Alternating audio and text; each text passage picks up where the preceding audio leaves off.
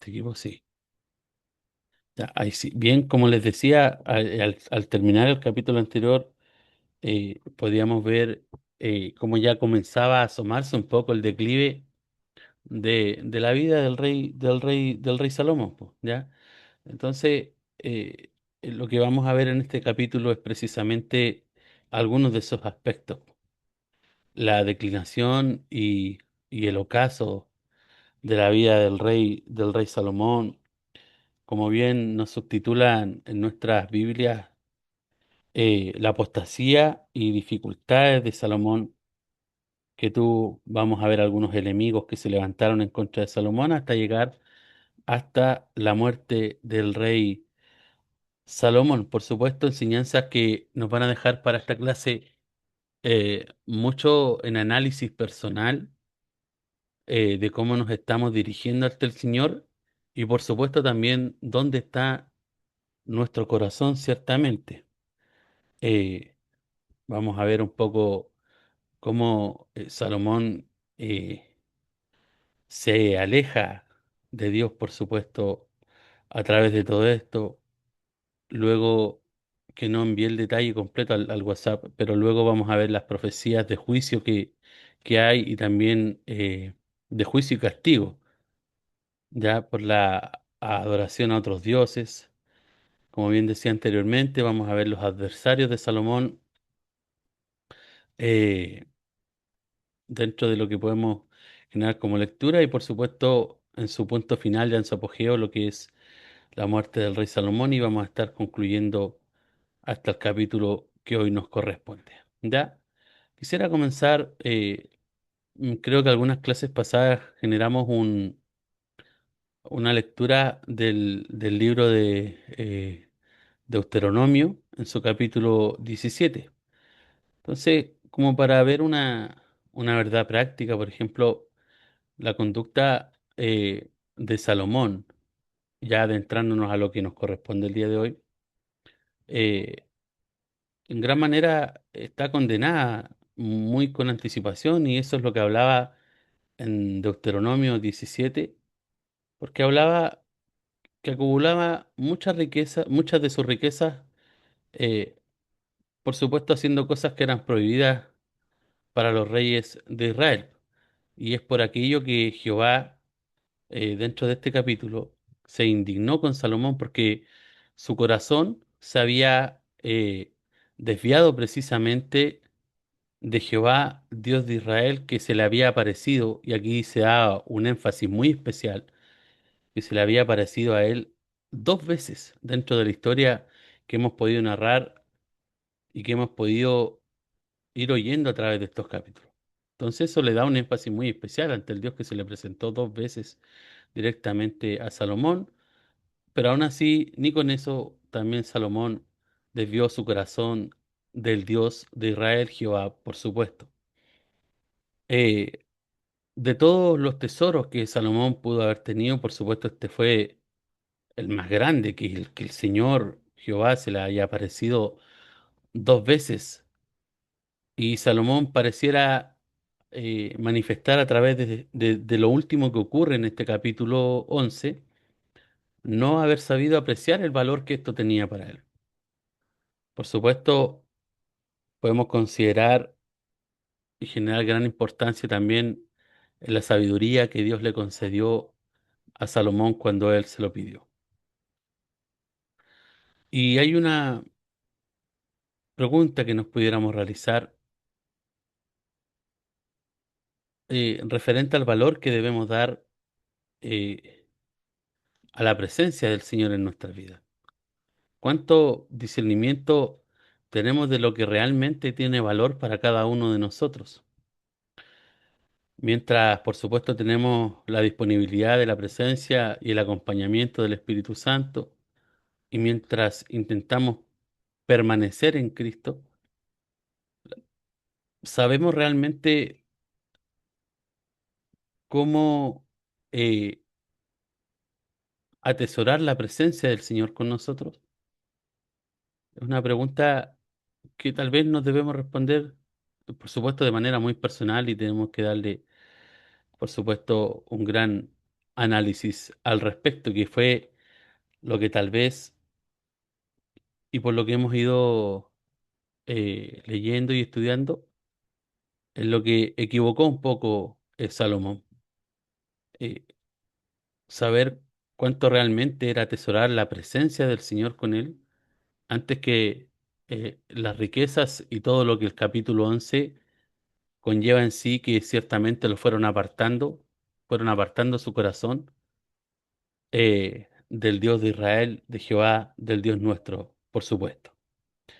Bien, eh, decía en algún aspecto, vamos a ver la apostasía y dificultades de Salomón, la declinación y el ocaso de Salomón se dan durante todo este capítulo 11, desde el versículo 1 hasta el versículo 43. Siempre les recuerdo lo mismo, es muy importante que hayan anticipado la lectura, por supuesto se dejó ahí fijada la lectura para la semana, tuvimos algunos días más para poder ir leyendo el capítulo 11. Creo que primero podemos ver en algún aspecto desde el capítulo 11, desde el verso 1 eh, hasta el verso 8, podemos ver que ya existe un alejamiento de Salomón hacia Dios. En cierto sentido, Salomón eh, lo podemos considerar es un espejo que también nos refleja en la actualidad a todos nosotros, ¿ah? Por eso decía en un comienzo que debemos asimilar nuestra vida con la vida de Salomón. Al verlo a él, por supuesto, podemos descubrir mucho acerca de nosotros mismos. Al ver este ejemplo que la Escritura nos ha dejado, podemos ver mucho también de lo que nosotros somos.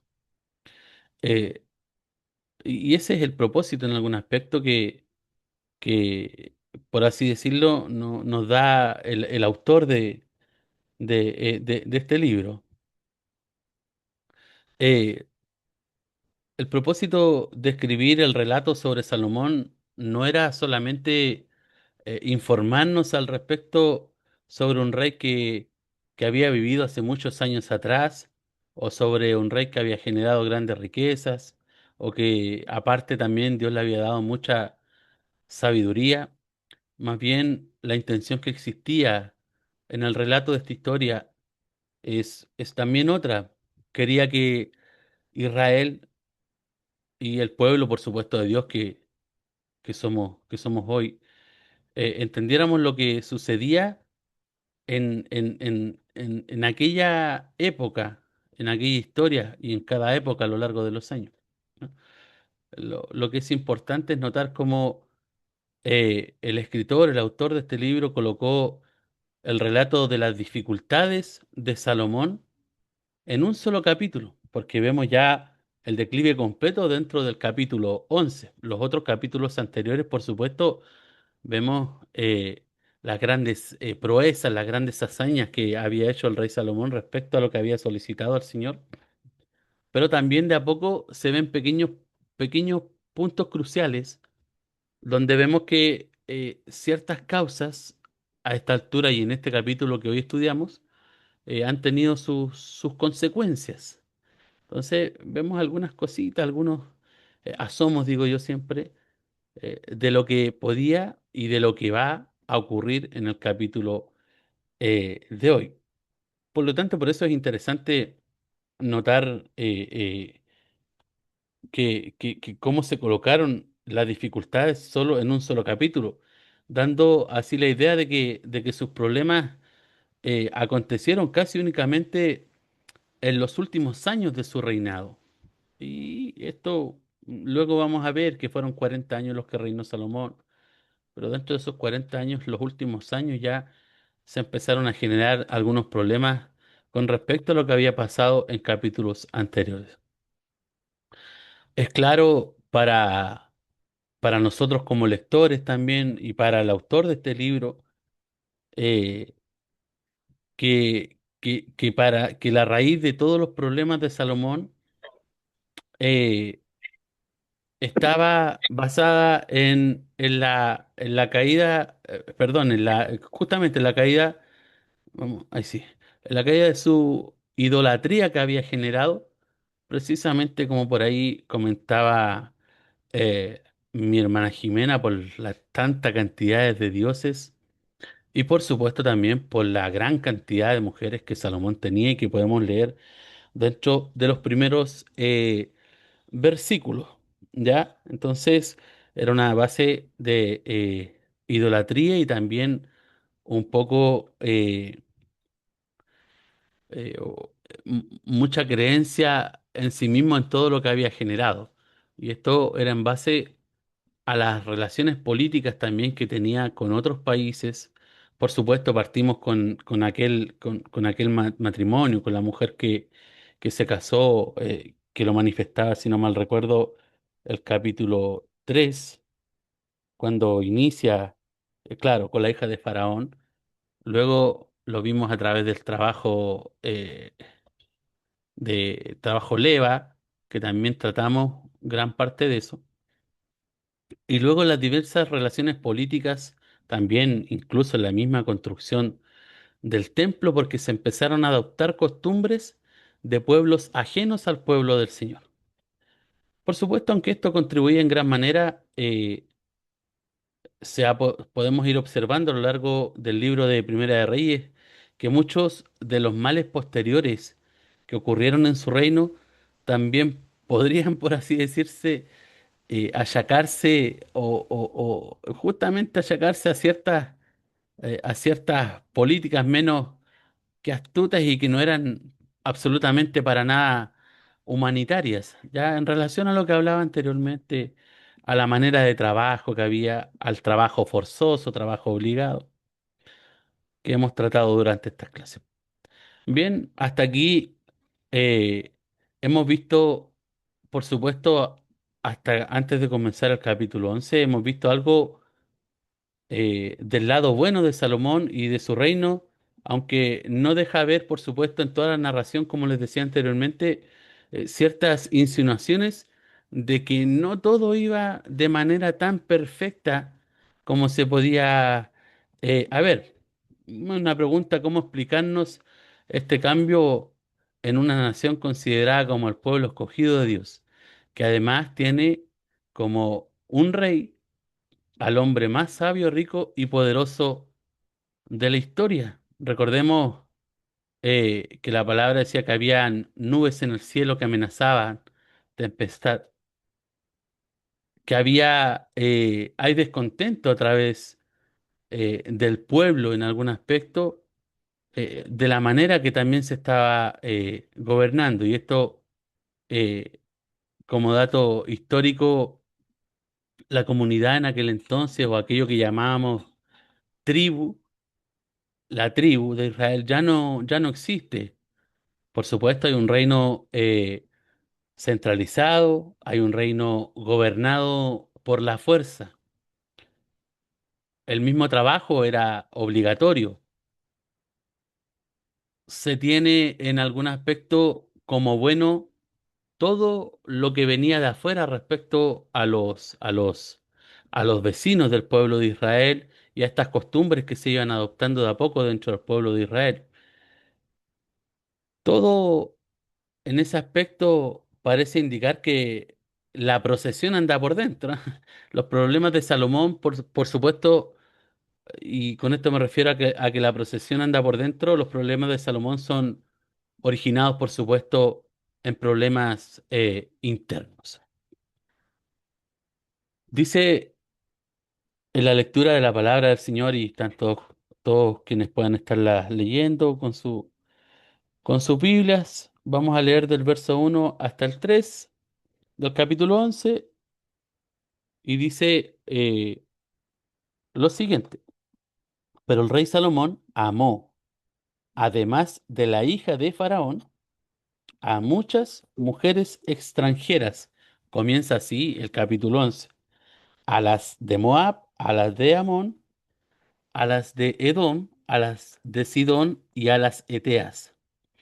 Gentes, y ojo aquí porque aquí hay una parte muy importante, gentes de las cuales Jehová había dicho a los hijos de Israel: no os llegaréis a ellas, ni ellas se llegarán a vosotros, porque ciertamente harán inclinar vuestros corazones tras sus dioses.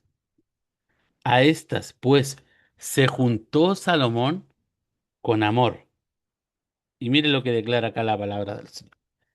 Y tuvo 700 mujeres reinas, 700 mujeres reinas, y 300 concubinas. Y sus mujeres, ¿qué hicieron? Desviaron su corazón, el corazón de Salomón.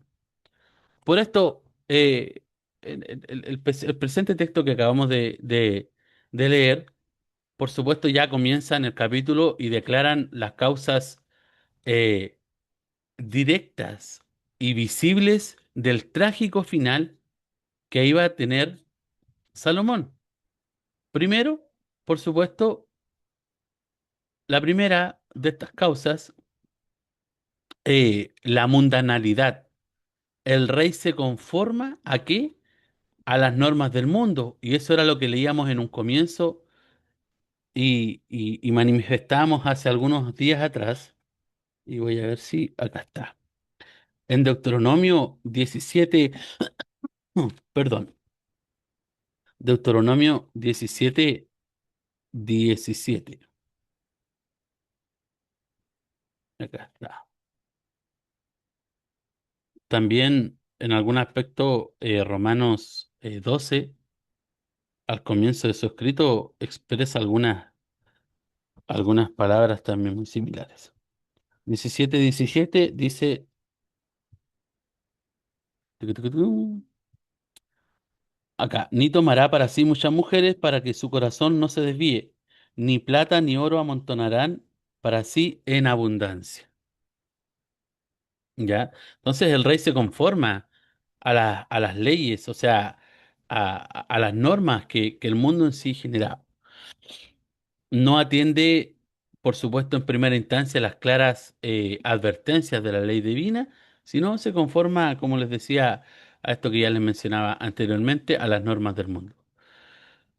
Vemos al sabio Salomón eh, pecando a contraluz de su propio conocimiento. Se deja seducir, por supuesto, eh, por lo que parece ser su punto más débil. Y aquí hablamos de un tema referente a la sensualidad, a la lujuria que existía, ¿ya? Y claro, aunque la poligamia en este caso era una costumbre de la época y también en algún aspecto era señal de grandeza y poder, está hablando en el contexto histórico de aquel entonces, eh, no por esto precisamente era aprobada por Dios, sino que era una costumbre de aquel entonces, pero no precisamente aprobada por el Señor.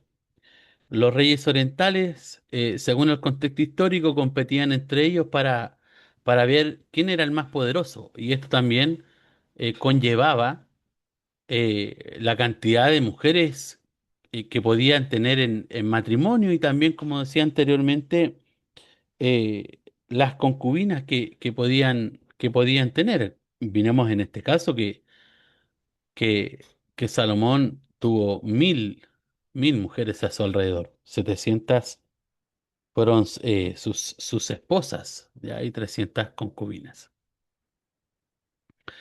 Eh, aquellos matrimonios y uniones, por ejemplo, también tenían en gran aspecto razones políticas y también razones comerciales. Entonces, Salomón en este caso cayó en este círculo vicioso, por así decirlo, eh, para no ser menos que los otros reyes, por supuesto, también apela a este recurso mundano, por así llamarlo, para llenar, en este caso, la sed de su riqueza y también la sed de grandeza que podía sentir. También habían en el contexto histórico otros gobernantes que usaban estas uniones también para asegurar la paz y la seguridad. No estoy justificando, ya estamos hablando de un contexto histórico, no es que Salomón lo haya hecho de esta manera. Salomón, cierto aspecto, lo hizo para saciar su sed de riqueza y de grandeza que sentía ella. Lo segundo de estos tres aspectos que les declaraba, eh, la segunda gran razón o las causas directas que nos muestran el trágico final de Salomón, también es referente a la idolatría. Y podemos ver que la lujuria que conllevó la vida de Salomón en los últimos años lo llevó a cometer otros errores. Y, y por supuesto aquí podemos concebir y aprender que el pecado nunca anda solo. Nunca, nunca. Además, en este caso el rey se ve obligado, hablando, y vuelvo anterior, hablando del pecado con respecto a la lujuria, o sea, con respecto a la toma de esta cantidad de mujeres. A eso me refiero que el pecado nunca anda solo. Entonces esto también conlleva una idolatría, ¿ya? No va solo, sino que van de la mano. En este caso, la vida del rey Salomón. ¿Por qué? Porque el rey se ve obligado a respetar las creencias religiosas de sus mujeres y éstas lo hacen tolerar, promover y hasta hacerlo partícipe en sus cultos y rituales paganos que ellas tenían. Y el problema, y esto es muy en entre paréntesis de Salomón, no fue tanto a lo mejor el tener muchas mujeres, sino que éstas eran extranjeras, como nos declara la palabra en este capítulo.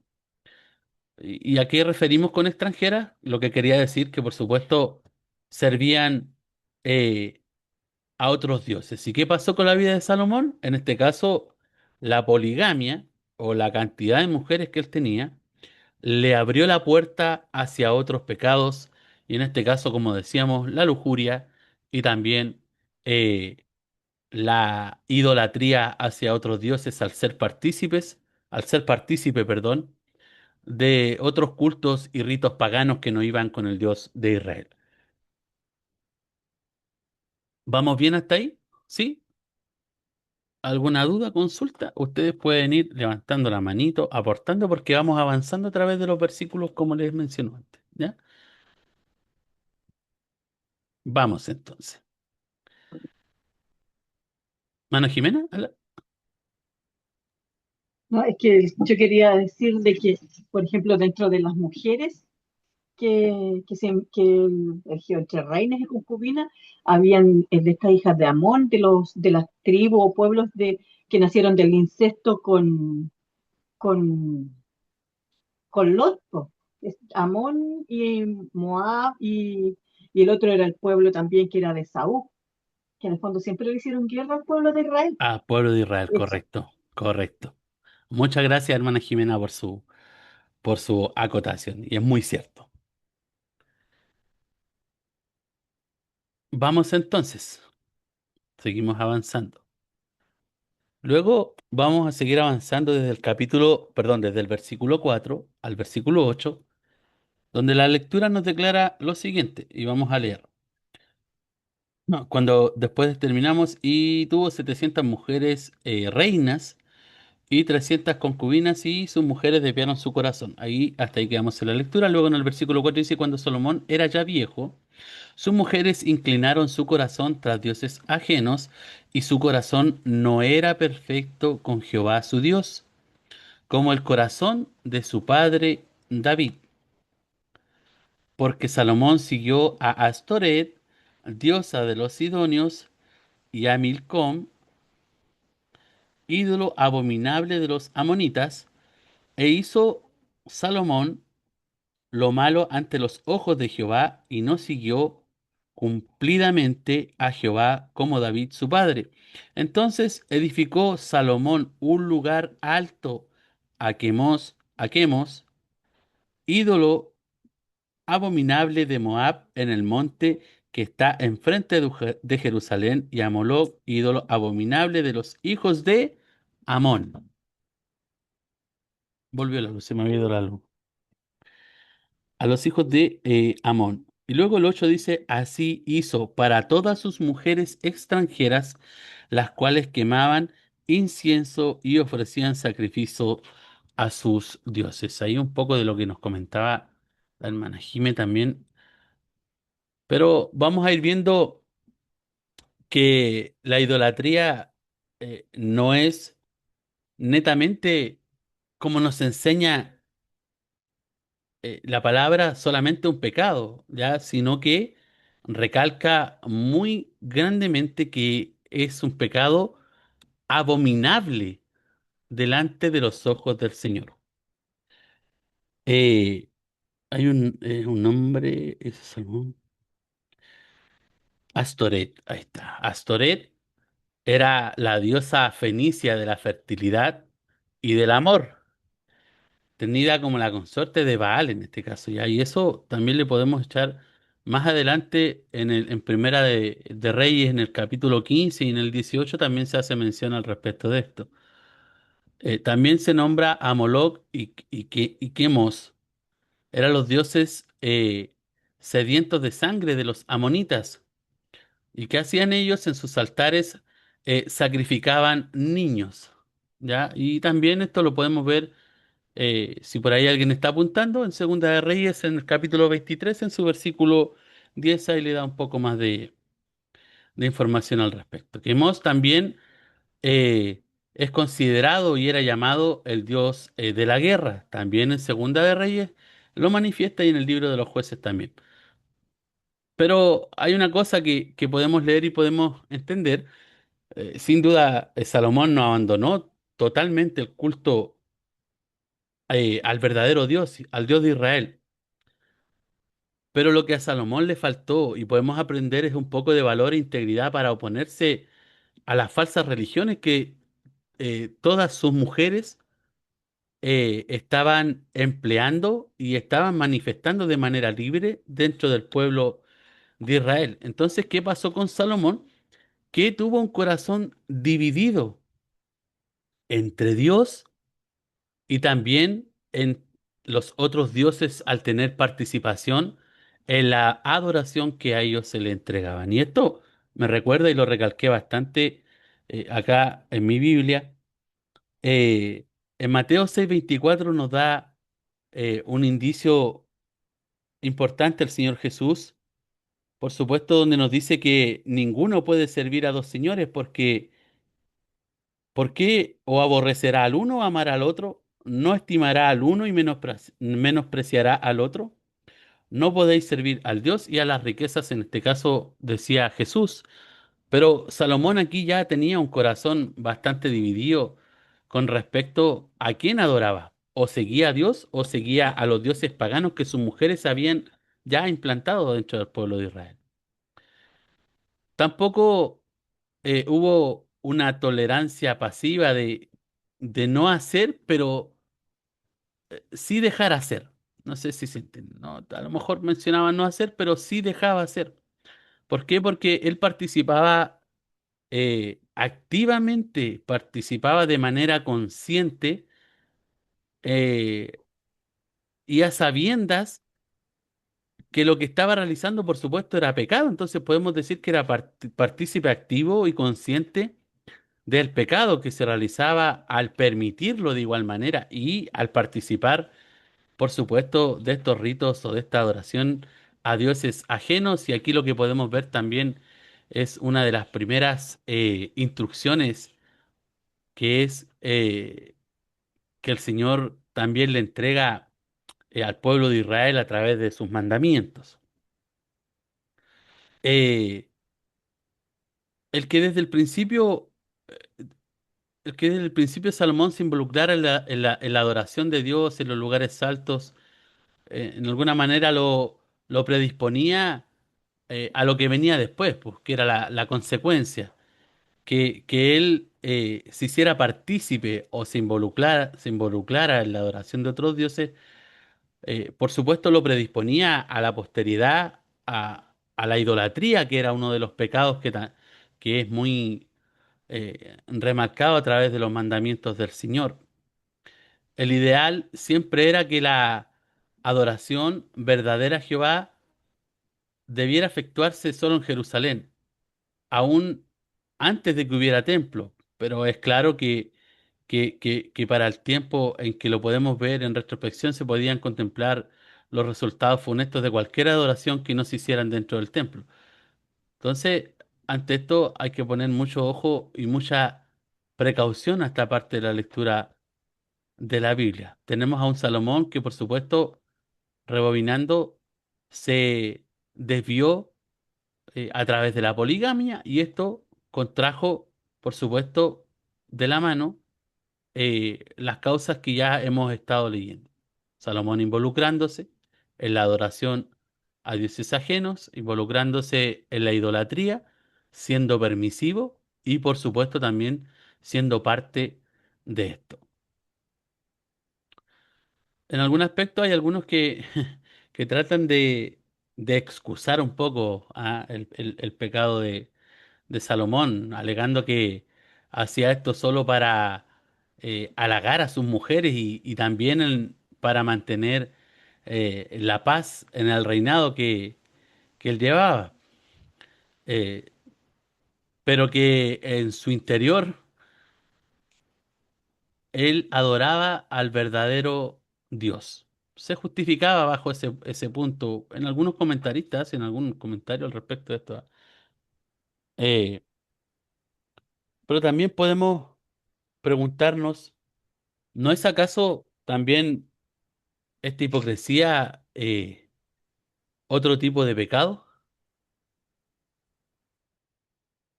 El guardar silencio, el, el dar el visto bueno, aunque no hubiese sido partícipe, no hubiese sido también el responsable, por supuesto, de esto. Por supuesto que yo creo que todos creemos que sí, pues. ¿No era Salomón acaso consciente de que estaba violando la ley divina del Señor?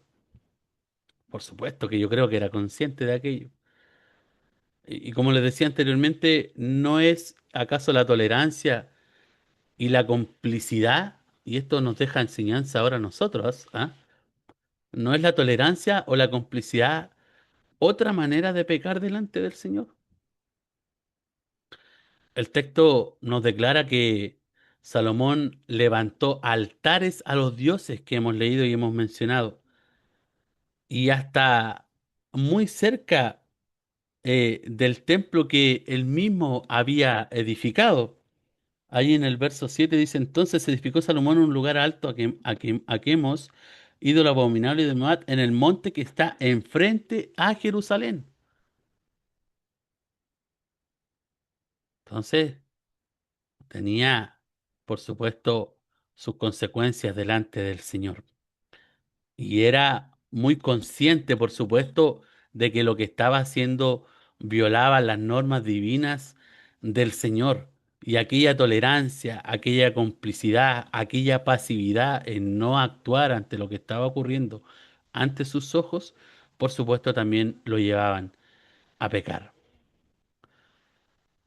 Podemos notar, por supuesto, que Salomón no era propiamente anciano, según lo que la palabra del Señor nos puede aclarar, tendría unos 60 años, pero el pecado, y esto también lo vivió lo podemos leer en algún texto de los Salmos el rey David, el pecado también envejece y el pecado también debilita. Por supuesto, Salomón fue sabio para administrar, edificar, fue sabio en las ciencias, fue sabio en las artes, etcétera. Pero lo que faltó a esta altura de la vida, por supuesto, también era sabiduría espiritual. A pesar de los años de experiencia, no supo vivir de acuerdo a lo que el conocimiento del Señor le había entregado. Y esto nos demuestra a nosotros que una gran sabiduría humana y el más refinado conocimiento de Dios, a la larga no son un casco protector en contra del pecado, ni para vivir una vida de santidad y de continua fidelidad de Dios. Vamos bien hasta ahí. ¿Alguien quiera acotar? Ahora es cuando, mientras yo tomo un vasito de agüita.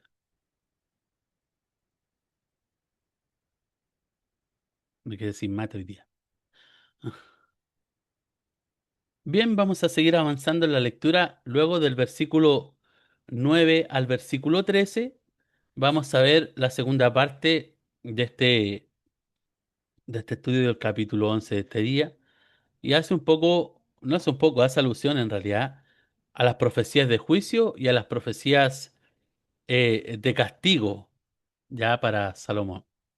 Y aquí en esta sección del relato nos vamos a encontrar con la explicación que el autor ofrece, en este caso, para la división del reino, que es lo que acontece después del reinado de Salomón, lo que viene ya en nuestra segunda sección de Primera de Reyes. El Señor había advertido a Salomón mediante sueños en contra de la idolatría. Pero debido a su desacato, a su desobediencia de las indicaciones del Señor, todas las tribus, excepto una, que era la de Judá, serían quitadas de la casa de David. Claro está, por supuesto, el autor contempla la realidad de esta advertencia, ya que vivió muchos años después de los hechos, ¿ya? Vamos a dar lectura desde el verso 9 hasta el 13, y el cual dice, luego de haber leído, y así hizo para todas sus mujeres extranjeras, las cuales quemaban incienso y ofrecían sacrificio a sus dioses. Luego dice, del 9 al 13 le vamos a dar la lectura correspondiente, y dice, y se enojó Jehová contra Salomón por cuanto su corazón se había apartado de Jehová, Dios de Israel, que se le había aparecido 2 veces. El 10 dice, y le había mandado acerca de esto que no siguiese a dioses ajenos, mas él no guardó lo que le mandó Jehová, lo que le mandó Jehová. Y dijo Jehová a Salomón, por cuanto ha habido esto en ti y no has guardado mi pacto y mis estatutos que yo te mandé, romperé de ti el reino y lo entregaré a tu siervo. El verso 12 dice, sin embargo, no lo haré en tus días, por amor a David tu padre. Lo romperé de la mano de tu hijo. Y el 13 dice, pero no romperé todo el reino, sino que daré una tribu a tu hijo por amor a David mi siervo y por amor a Jerusalén, la cual ya he elegido. Bueno, desde el verso 9 eh, nos muestra un poco lo que se quiere manifestar. eh, ya se refiere muy adrede, por así decirlo, a Jehová, Dios de Israel. La narración, por supuesto, tiene por trasfondo, en este caso, el politeísmo, lo que es la adoración a muchos dioses, tanto en este caso, de la lectura de Salomón. Es decir, se creía que cada pueblo, cada nación, en este caso, tenía su propio Dios. Y este Dios, perdón, estaba en control de las cosas de su propio territorio. Eso hablaba un poco del politeísmo que existía en aquel entonces, ¿ya? Y aquí el escritor entiende que el mal de Salomón eh, no es una apostasía del verdadero y único Dios es una apostasía del verdadero y único Dios. ¿Para qué? Para luego servir a otros dioses. Más bien, el verdadero pecado de Salomón es que ha atraído, ha llevado a través de lo que ya podíamos leer anteriormente, la adoración a dioses de pueblos ajenos. Y en cierta manera, por ejemplo, si lo valoramos de algún aspecto, era en cierto sentido un acto de traición ante el Dios de Israel. Y este pecado que atrajo para el pueblo de Israel, por supuesto, trajo consigo que un juicio y también un castigo para el pueblo. Ante un Dios infinitamente perfecto como Jehová, santo y justo, en esta circunstancia, por supuesto, el pecado se hace intolerable. Y Salomón no prestó atención a Dios que se le había aparecido, como lo declara aquí el texto, dos veces para advertirle que no debía adorar a dioses ajenos, que debía mantenerse en sus estatutos. Y esto lo vemos también desde el encuentro con Dios y también desde el consejo que podemos leer capítulos más atrás, que David, su padre, le deja a Salomón, su hijo. Y de aquí que la razón fundamental de la caída del rey de Israel, del rey más poderoso en la tierra que se pudiese manifestar, fue la desobediencia precisamente al primer mandamiento de la ley divina que Dios entregó a Moisés en Éxodo en su capítulo 20. El gran pecado de Salomón, podemos entender en este tiempo, fue, por supuesto, apartarse de Jehová. Y esta experiencia eh, es muy parecida a la de Israel en el desierto, después de la dedicación del tabernáculo, si no mal lo recuerdan. Es casi un misterio inexplicable el que un hombre que sube hasta lo más alto de su gloria caiga tan estrepitosamente hasta lo más bajo. También es interesante notar que el padre, en este caso David, se esforzó por arrancar, desarraigar la idolatría del pueblo de Israel. Y ahora lo contradictorio es que su propio hijo, Salomón, es quien trata de restablecer esta idolatría con todos estos tratados, estos pactos, estos amoríos que tiene, todo lo que ingresa al pueblo de Israel. Y el hecho de que Dios se le aparezca dos veces hace aún más terrible o aún más inexcusable el pecado que estaba realizando Salomón en ese momento. Más adelante también Jesús mismo lo manifiesta y dijo, porque a todo aquel que le ha sido dado mucho, también mucho se demandará de él. De modo que, lo que el Señor decía, de modo que a mayor conocimiento, mayor responsabilidad. Y por supuesto era lo que demandaba en este caso el Señor del rey Salomón. Mayor conocimiento, sabiduría, encuentro personal con el Señor dos veces, por supuesto también demandaba mayor responsabilidad y no desviar su corazón ni dividirlo como lo hizo el rey Salomón. El verso 11 nos declara, del 11 al 13 nos habla y nos declara, dice entonces Jehová dijo a Salomón, por cuanto ha habido en ti y no has guardado mi pacto y mis estatutos que yo te mandé, ciertamente arrancaré de ti el reino y lo entregaré a un servidor tuyo, haciendo eh, castigo y juicio, como decía anteriormente. Pero da una clara muestra, por supuesto, del amor hacia su siervo David y le dice, pero por amor a tu padre David, le dice, no lo haré en tus días, lo arrancaré de la mano de tu hijo. Y esto es lo que vamos a ir viendo ya en la segunda sección de este estudio. Sin embargo, dice el Señor, no arrancaré todo el reino, sino que daré a tu hijo una tribu por amor a quién? A mi siervo David, nos declara la palabra del Señor. Por supuesto, y podemos entrar un poco en una ley de compensación, ¿eh? Si grande es el pecado, también grande tiene que ser el castigo anunciado. ¿Y cuál sería este? Sería el rompimiento de la otrora unidad gloriosa que había eh, prevalecido hasta ese entonces en Israel, que dice que el reino se dividiría en dos partes. Esto es parte de lo que viene más adelante, que vamos a estudiar de manera más intensa. El reino se dividiría en dos partes. Uno, reinaría el hijo, Roboam, reinaría sobre una sola tribu, ¿ya? Eh, y en el contexto histórico se cree que otros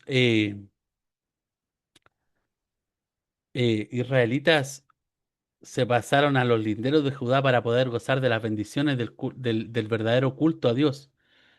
Eh, Todo esto estuvo sin duda, por supuesto, dentro del propósito de Dios ¿para qué? Para algo tan importante para la continuidad del pacto y de la línea davídica o de la línea de David, como lo llamamos nosotros. ¿Ya? El hijo Robán reinaría sobre una sola tribu, Judá. En Segunda de Crónicas, en su capítulo 11, en el verso 12 y 13, podemos ver y se habla de Judá, Benjamín y Leví se consideran como una sola tribu. ¿Ya? Eso, Segunda de Crónicas 11, 12, 11, versículo 12 y 13, lo pueden ir acompañando en la lectura, lo dejo como dato para que lo puedan acompañar. ¿Ya? Como bien decía, eh, todo lo realizado precisamente era para la continuidad del pacto y de la línea de David. ¿Por qué? Porque aunque la casa de David fue en gran manera humillada con la división, esta sería compensada ¿de qué manera? De la línea de David vendría la venida del Salvador de la tribu de Judá. Sería descendiente de David. Pero sin embargo, este castigo va mezclado con la gracia y la misericordia de Dios. La división, por supuesto, ocurriría, pero Dios le dijo a Salomón, no lo haré en tus días, como declaraba el verso 12. Dios aplazó un poco el castigo o demoró un poco el castigo. ¿Hasta cuándo? Ya no concretamente, hasta la muerte del rey Salomón. Y a través de lo que nos menciona el versículo 13, hay un sentido muy interesante que se puede observar en el uso del término tribu por parte de Jehová. Cuando le dice a Salomón que dará a su hijo suyo una tribu, es muy posible que vaya implícito en la expresión de un desdén por la nueva organización que Salomón había dado a la antigua en este caso. ¿Ya? Eso solo como aporte a la lectura. En la reorganización del reino, Salomón había hecho caso omiso de lo que eran las tribus en este caso como una unidad fundamental, po. Él abolió en este caso todas las distinciones geográficas que habían en sus antiguos límites. Proseguimos entonces. ¿Alguien que quiera acotar alguna cosa? ¿Vamos bien hasta ahí?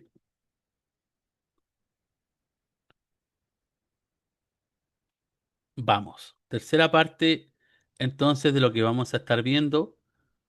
eh, Habla un poco de los adversarios de Salomón y esto se divide desde ya un poco manera más extensa perdón, lo del versículo 14 del capítulo de la lectura de hoy, ya hasta el versículo 40. Aunque Salomón se le llama el rey de paz, también a lo largo de su reinado y a través de lo que hemos ido leyendo, sembró las semillas del odio, ¿ya? Sembró las semillas también del descontento y que a la postre iban a ser la rebelión del pueblo, ¿ya? Por ello estuvo rodeado, nos declara esta parte de la lectura, de enemigos por todas partes que solo esperaban el tiempo oportuno para entrar en acción en contra de Salomón y en contra del reinado que éste llevaba. Algunos de estos que nos declara esta sección de este capítulo son Hadad y Rezón. Ellos habían sido adversarios durante el reinado del rey David. Mire, imagínense todo lo que arrastra hasta esta altura. Bueno, el primero que yo les mencionaba era Hadad. ¿Y quién era él? Era un príncipe edomita que siendo niño huyó a Egipto y llegó a formar parte de la familia del faraón. Para lograr en Segunda de Samuel, en el capítulo 8 en su versículo 13 y 14, podemos entender esto de manera más cabal. Tendríamos que, y ahí vamos a recordar cuando David conquistó Edom, ¿ya? Y ahí un poquito nace el descontento de Hadad, ¿ya? En aquella ocasión, en Segunda de Samuel, en el capítulo 8 versos 13 y 14, en la ocasión, eh, la derrota de su pueblo, Hadad alude a las tropas de Joab y sale rumbo a Egipto. Primero huyó al desierto sureño de Madián, pasando luego a los oasis de Parán, pertenecientes a la península del Sinaí. Luego que haría Hadad, pasaría eh, no es Madián, luego a Parán, pertenecientes, luego pasaría a Egipto, en donde se congraciaría con el faraón y pasa a ser finalmente un miembro más de la familia real por intermedio del matrimonio. Después, lo que el texto afirma que Hadad pide licencia al faraón para regresar a Edom, ya que David y Joab, su general, habían fallecido. Aunque todo el pasaje nos indica fuertemente que Hadad se constituyó en un enemigo acérrimo, perdón, en este caso de Salomón, no se muestran o no se dan detalles así también de la rebelión que éste provocó contra Salomón. Pese a la cercanía de datos históricos concretos que podamos tener, se puede deducir que el odio de Hadad para el hijo de David ha de ser muy grande, dada la descripción de la masacre que hubo en su pueblo por las fuerzas eh, de Joab, eso que lo manifiesta en el capítulo, perdón, en el versículo 15 y en el versículo 16, el cual les voy a leer, donde dice, porque cuando David estaba en Edom y subió a Joab, el general del ejército, a enterrar los muertos y mató a todos los varones de Edom, porque 6 meses habitó allí Joab y todo Israel, hasta que hubo acabado con todo el sexo masculino de Edom. ¿Ya? Hubo una masacre ahí que hubo eh, en su pueblo, en este caso por las fuerzas eh, de Joab. Eso referente a uno de los enemigos acérrimos que estaba, como se dice ahí, a la puerta esperando lo que pudiera ocurrir con Salomón para poder también generar algún ataque o la rebelión que se menciona. Luego en el versículo 23 al versículo 25 nos habla de Rezón. Y dice, Dios también levantó por adversario contra Salomón a Rezón, hijo de Eliada, el cual había huido de su amo Hadad Jezer, el rey de Soba, y había juntado gente contra él y se había hecho capitán de una compañía cuando David deshizo a los de Soba. Después fueron a Damasco y habitaron allí y le hicieron rey en Damasco. Y fue adversario de Israel todos los días de Salomón. Y fue otro mal con el de Hadad, porque aborreció a Israel y reinó sobre Siria. La rebelión de Rezón, en el verso 3, en el verso 23, perdón, es una nota de introducción, por así decirlo, a este texto. Eh, algunos nos podríamos preguntar, o algunos se preguntarán, ¿por qué el texto dice que Dios también se levantó como adversario a Rezón, perdón? Y por supuesto que hay que recordar eh, el concepto que los hebreos tenían de Dios eh, variaba un poco de época en época. Durante muchos siglos se creyó que todo cuanto acontecía se podía atribuir a Dios. En este caso, esto fuese bueno y por supuesto también fuese malo. Cualquiera de las dos opciones se atribuía derechamente a Dios. Tal era el concepto en aquel entonces de la omnipotencia de Dios. Siglos después, por supuesto, incluso hasta nuestros tiempos más contemporáneos, El pueblo reconocería, por supuesto, a lo largo después, especialmente con la predicación de los profetas clásicos de los siglos más adelante, que atribuir lo malo a Dios no sería correcto, dada en gran aspecto la naturaleza amorosa de Dios. Es aquí donde nace también otro concepto que incluso se aplica hasta nuestros tiempos, ¿ya? Eh, haciendo un poco de contexto, por su contacto con los persas después del exilio babilónico durante el siglo sexto, los hebreos empezaron a cargar todo lo malo, a responsabilizar de todo lo malo, en este caso, ¿a quién? A Satanás, ¿ya? Y que era un término persa que no figuraba en los estratos más primitivos del Antiguo Testamento. Pero es bueno advertir que el vocablo hebreo, en este caso, que se traduce como adversario, en el texto es la palabra Satán, no Satanás, ¿ya? Es Satán. Y a eso se refiere en el significado, en el hebreo, se le mira y se traduce al adversario, al que nosotros llamamos al adversario, ¿ya? Eh, durante este tiempo, esta palabra se connotaba en un ser maligno. No solo se connotaba, perdón, en un ser maligno, sino también se hablaba, como decía anteriormente, de adversario o también se hablaba de opositor.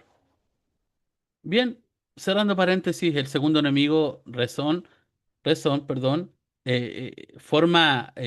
nos habla la palabra una banda de guerrilleros en este caso, ¿para qué? Para luchar contra Salomón. Este era oriundo de Siria y este pueblo también había sido conquistado, como nos declara la palabra del Señor, por David y eso también lo podemos buscar y encontrar en el libro de Segunda de Samuel en su capítulo 8 en su versículo 3 al 10. Tal vez conquistado en algún aspecto no sea la palabra más indicada. Luego, cuando David los mató, eh, hablando de Soa, es un poco difícil ubicar geográficamente a Soa con precisión. Algunos han sugerido, y como lo declara también la palabra, eh, que puede haber quedado al norte de Damasco, como hablaba también la palabra del Señor. Bien, este adversario permanente logró hacer que quitarle a Salomón esta ciudad importante, Damasco, y ¿qué hizo? Y la hizo un reino independiente. ¿Y qué conllevó esto? Conllevó que debilitó el reino de Salomón porque ya no recibía los impuestos que de costumbre recibía desde este pueblo, por supuesto, desde Damasco hacia los ingresos y las arcas de el pueblo de Jerusalén, donde estaba el rey Salomón. Luego logramos ver también que hay un tercer enemigo y que este era Jeroboam. Era un israelita y era un anciano, un viejo empleado de Salomón, que además en este caso habría sobresalido por su valor y sus grandes capacidades también como administrador, perdón. Ya había él demostrado su inteligencia y habilidad en la construcción del Milo, relacionado con el muro de Jerusalén. Ya, eso también está dentro del contexto de los versículos 26 al 40. Desde el versículo 26 al 29 también podemos ver algunos aspectos importantes. Vamos a dar alguna lectura. Dice también Jeroboam, hijo de Nadab, efrateo de Sereda, siervo de Salomón, cuya madre se llamaba Zeruá, la cual era viuda, alzó su mano contra el rey. La causa por la cual éste alzó su mano contra el rey fue esta. Salomón, edificando a Milo, cerró el portillo de la ciudad de David, su padre. Y Y este varón Jeroboam era valiente y esforzado, y viendo Salomón al joven que era hombre activo, le encomendó todo el cargo de la casa de José. Aconteció pues en aquel tiempo que saliendo Jeroboam de Jerusalén lo encontró en el camino el profeta Ahías Silonita, y éste estaba cubierto con una capa nueva, y estaban ellos dos solos en el campo. Al mostrar señales, por supuesto, de rebeldía, cayó en el desfavor, en este caso, de Salomón. ¿Y qué hizo este? Este lo buscó para matarlo, por lo que Jeroboam tuvo que huir, en este caso, a Egipto.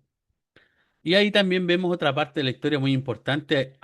Además, ya el profeta Agías, en este caso procedente de Silo, un pueblo perteneciente a la tribu de Efraín, le había puesto en la cabeza que él sería el rey de las 10 tribus de Israel. Lo que acabamos de leer a través del verso 29.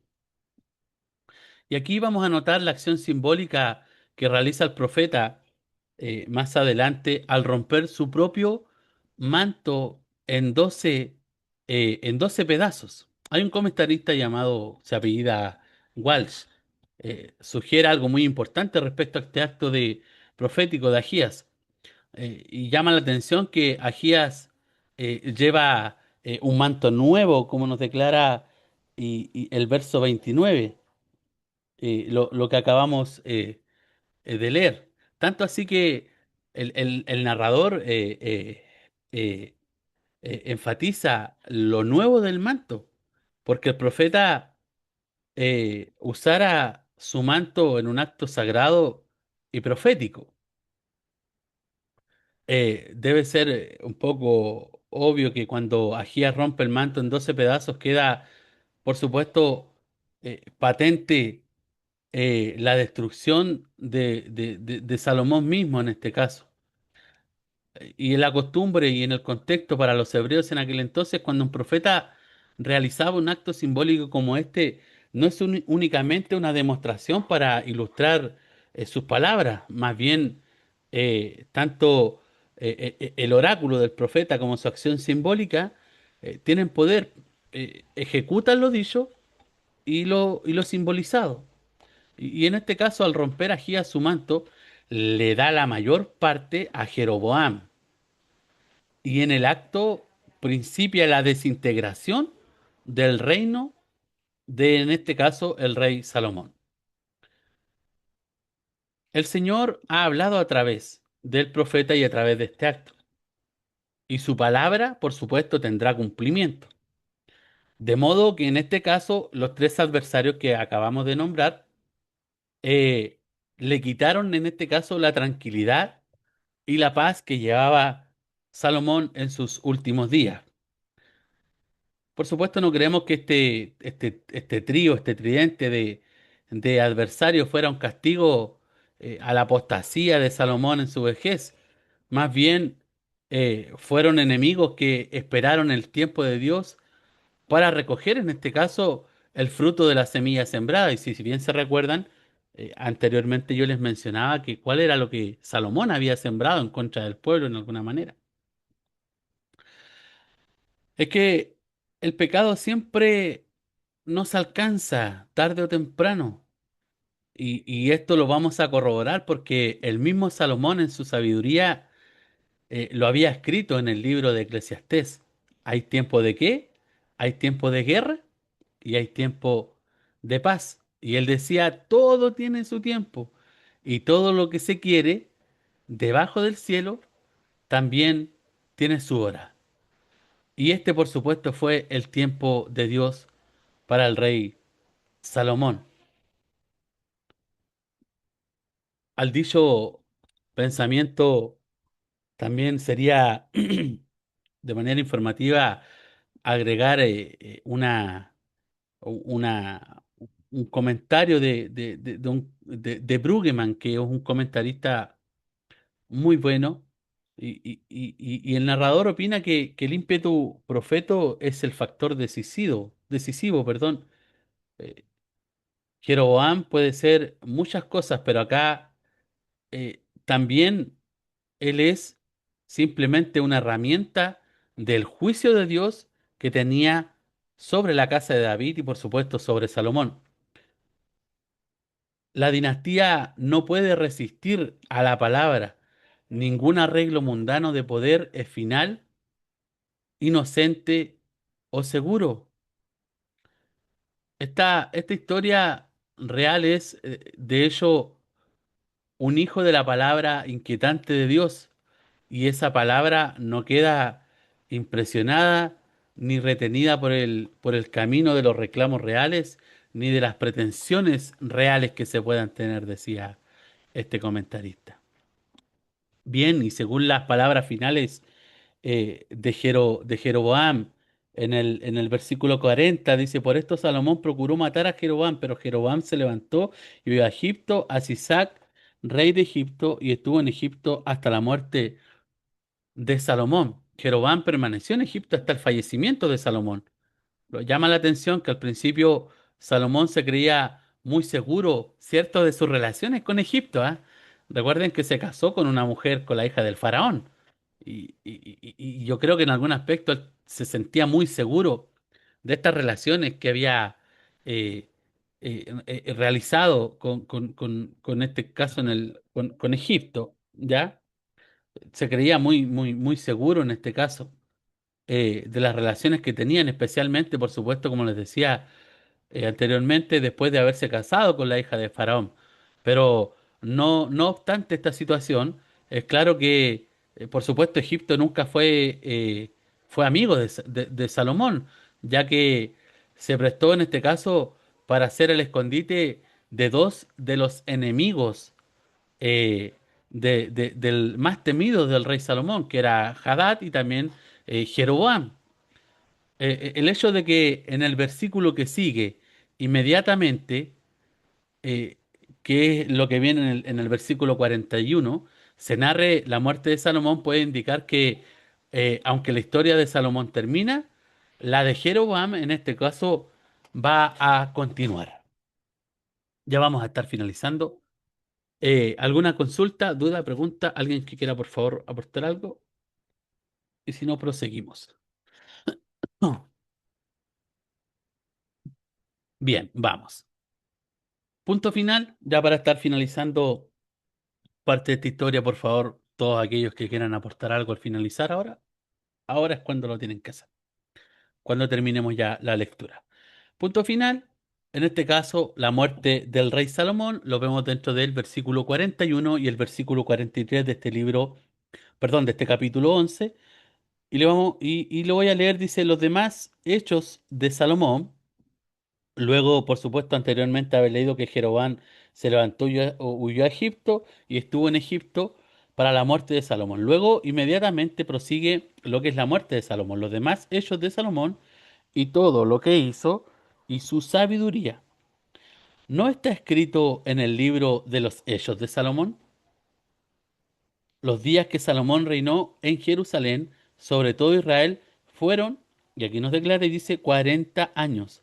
Y durmió Salomón con sus padres y fue sepultado en la ciudad de su padre David y reinó en su lugar. Y ya aquí empezamos a generar no un spoiler, sino que nos anticipa a lo que nos viene después. Reinó en su lugar eh, Roboam, su hijo, como nos declaraba también, eh, y le decía el Señor a Salomón en versículos anteriores. A través de todo, primera y segunda de Reyes, recuerden que cuando comenzamos este estudio, explicábamos que era solo un texto, que era solo, perdón, solo un rollo que luego se dividió en dos, pero a través de toda esta lectura de primera y segunda de Reyes, el escritor emplea una fórmula fija para describir el paso de un rey a otro, si nos podemos dar cuenta. La información que podemos encontrar acá en el versículo 41 hasta el versículo 43 ilustra tal fórmula que se genera, ¿cierto?, en este libro. Algo similar se usó respecto después de la muerte de David, en Primera de Reyes 2, en el verso 10 al 11, y luego en el 41 pareciera que el autor al emplear sus fuentes supo ser selectivo del uso de alguna de ellas. Los demás hechos de Salomón, como leíamos recién, implica que hay cosas adicionales en la historia de Salomón, por supuesto que no fueron incluidas en la interpretación del libro, de sus fuentes, ¿ya?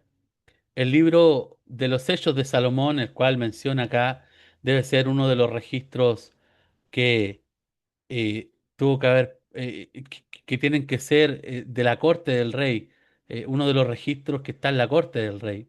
Esta fuente, desde luego, por supuesto, no está disponible en nuestro tiempo para hoy. Y ojo que en algunos aspectos por ahí nacen los famosos y bien llamados libros apócrifos que hablábamos en un comienzo, que son aquellos libros que no están dentro del marco, por supuesto, de nuestra lectura bíblica.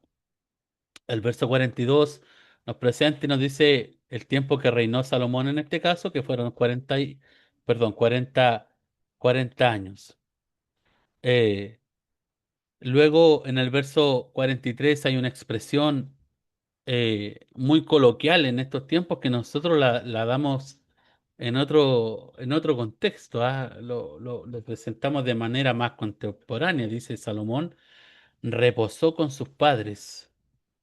Es un eufemismo, se puede llamar, por la muerte, semejante a nuestras expresiones contemporáneas que tenemos nosotros hoy, no sé, desapareció, en algún aspecto decimos descansa en paz, ¿ya? También nos declara que su hijo Roam reinó en su lugar luego de la muerte de Salomón. Y por supuesto, como les decía anteriormente, por las semillas sembradas eh,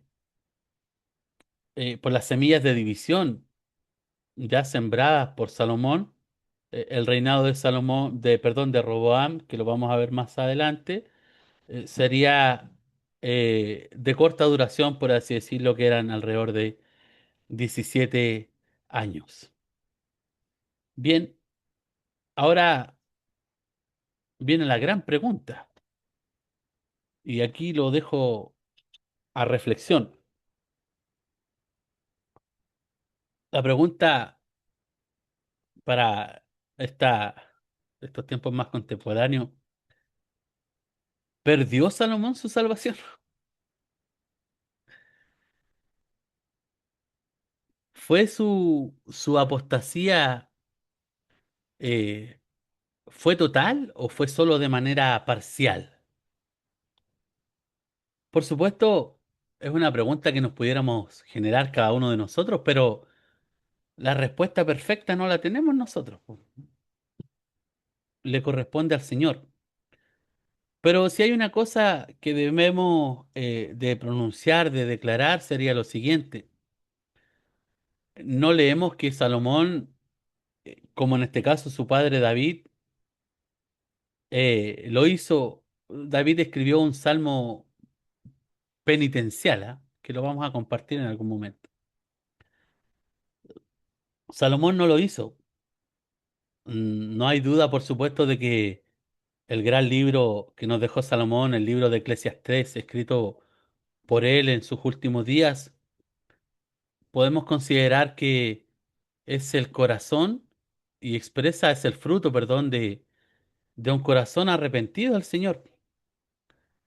Porque si no, ¿quién podría escribir lo que habla Eclesiastés en su capítulo 12, en su versículo 13 y en su versículo 14, cuando dice, teme a Dios y guarda sus mandamientos, pues esto es el todo del hombre. ¿Por qué? Porque Dios traerá a juicio toda acción. Bien, amados hermanos, para ir concluyendo.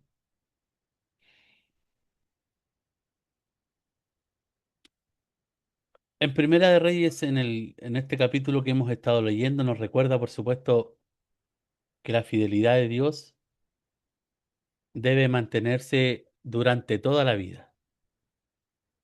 Y esto me trae un recuerdo, un mensaje, por supuesto, que nos invita a que debemos ser perseverantes hasta el fin de nuestra carrera. No basta con empezar bien como pasó con Salomón, también es necesario terminar bien. Y podemos entender y a veces abusamos de esto también. Dios es paciente, Dios es misericordioso, pero también debemos de considerar que Él es justo y Él cumple su palabra. Y este capítulo que hoy acabamos de repasar en enseñanza y lectura nos invita, por supuesto, a cada uno de nosotros a cuidar nuestro corazón. Nos invita a permanecer firmes en la obediencia al Señor y evitar todo aquello que nos pueda apartar de Él. La verdadera grandeza, y lo vimos a través de la historia de Salomón, no está en el poder, no está en la riqueza, no está en la sabiduría, sino que la verdadera grandeza que hemos leído durante todos estos capítulos que hemos visto en Primera de Reyes está en permanecer fieles a Dios cada día. Nos recuerda este capítulo que el éxito, que las bendiciones, que la inteligencia, ya sean bendiciones, hablamos las bendiciones materiales, perdón, no sustituyen una vida de obediencia a Dios. Salomón perdió el rumbo porque permitió que su corazón se alejara del Señor. Pero lo que este capítulo nos viene a hacer, nos viene a animarnos a cada uno de nosotros, es a que permanezcamos firmes en la fe, firmes en la profesión, como cantamos o como hemos leído a través del apóstol Pablo. Por supuesto, que aprendamos a rechazar todo lo que nos pueda apartar del Señor, aunque a veces no nos guste.